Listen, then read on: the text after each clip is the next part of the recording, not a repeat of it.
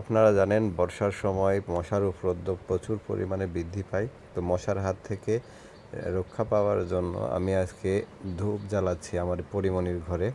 পরিমণির সাথেও আপনাদেরকে আমি পরিচয় করাই দেবো একটু পরে।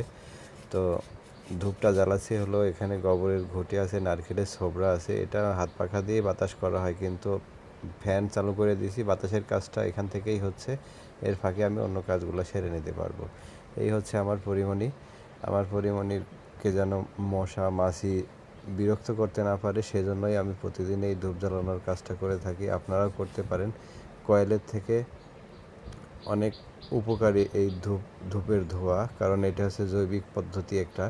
আপনারা জানেন ধূপের অনেক ঔষধি গুণ আছে, পাশাপাশি পরিবেশটাও সুন্দর থাকে, সুন্দর একটা গন্ধ পাওয়া যায় এই ধূপ থেকে। আর মশা মাছি ধারের কাছেও ঘেঁষতে পারে না।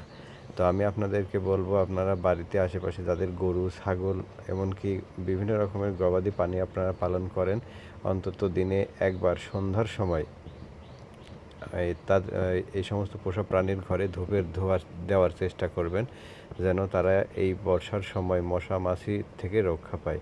সকলের জন্য শুভকামনা।